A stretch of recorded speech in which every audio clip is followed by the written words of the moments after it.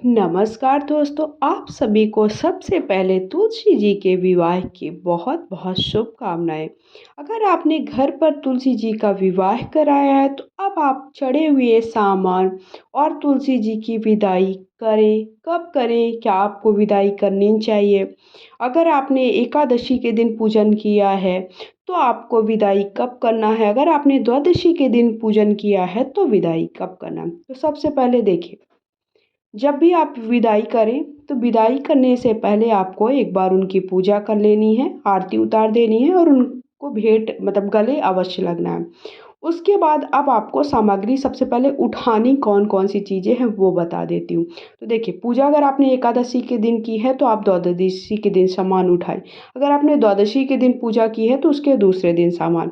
अगर आपने पूर्णिमा के दिन पूजन किया है तो उसके दूसरे दिन आपको सामान को उठाना है। लेकिन जो खाने-पीने की सामग्री है वो उठा लें, क्योंकि क्या होता है, जैसे ही आपका दीपक शांत हो 1-2 घंटे बाद आप खाने की पीने की सामग्री उठा लें, क्योंकि कोई जानवर उसे जूठा ना कर दे, क्योंकि अगर वो कोई और खाए तो उससे नुकसान हो, इस बात का विशेष ध्यान रखें।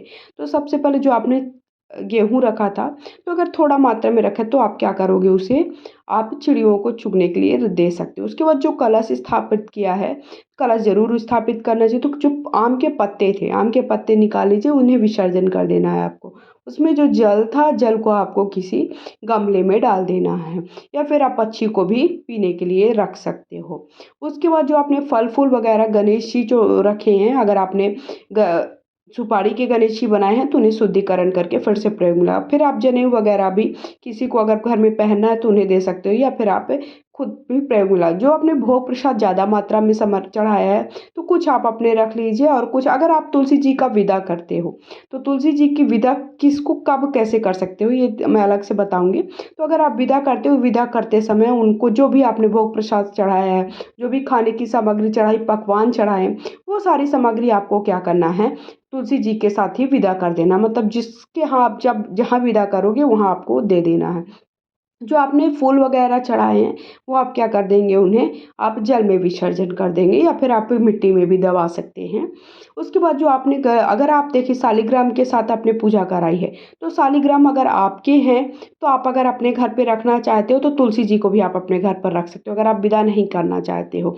लेकिन ज़िंदगी में एक बार हमें विदा अवश्य करना चाहिए। अगर आपने कन्यादान किया, मतलब तुलसी जी का विवाह किया, तो कभी एक बार आपको विदा अवश्य करना चाहिए।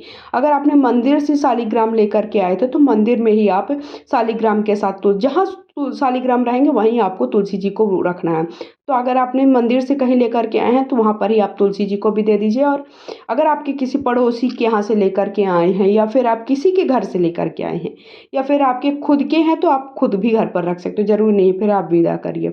तो और उसके बाद जो फूलों की माला वगैरह है वो आप क्या करोगे, विसर्जन कर दोगे। उसके बाद जो आप गठबंधन किए तो क्या करोगे, आप गठबंधन अगर आप कार्तिक की पूर्णिमा में आप पूजा करना चाहते हो तो ये गठबंधन रख सकते हो। लेकिन अगर आप कार्तिक की पूर्णिमा, अगर आपने एकादशी द्वादशी के दिन किया है तो ये गठबंधन का जो सामान है वो आप, अगर आपने कुछ यथासंभव दक्षिणा वगैरह चढ़ाई है, वो आप किसी कन आपकी जो बहन बेटी है उसे दे सकते हो। उसके साथ साथ जो सुहाग की सामग्री, अगर आप देखिए तुलसी जी की विदा करेंगे तो जो आपने सारा सामान चढ़ाया है वो सारा सामान, सुहाग की सामग्री, नारियल, ये सारी चीज़ें तुलसी जी के साथ आप जिन्हें आप तुलसी जी दे रहे हो भेंट में, उन्हें ही आपको दे देना। लेकिन अगर आप किसी को नहीं दे रहे हो, आप घर पर ही, आपकी घर के शालिग्राम थे, घर की तुलसी जी हैं, तो आप घर पर ही ये सारी सामग्री रख लीजिए। लेकिन जो आप सुहाग की सामग्री है, या तो आप किसी ब्राह्मण को मंदिर में दान दे दीजिए, या फिर अगर आपकी बहन बेटी है तो आप अपनी बहन बेटी को भी दे सकते हो। जैसे ननंद की बेटी होती है, भांजी होती है, या फिर आपकी जेठानी की बेटी है, तो उनको भी आप दे सकते हो। उसके बाद अगर आप नहीं देना चाहते हो, विदा नहीं करना चाहते, घर पर रखना चाहते हैं, तो आपको क्या करना है, तुलसी जी का ऐसे पूजन कर लेना है। उनको जो भी पूजा में गलती हुई है उन्हें क्षमा याचना करने के बाद जो आपने चौक बनाया था, चौक को एक बार हमें हटा देते हैं, मतलब थोड़ा हाथ से उठा देते, फिर उसके बाद ही उसे उठाना होता है।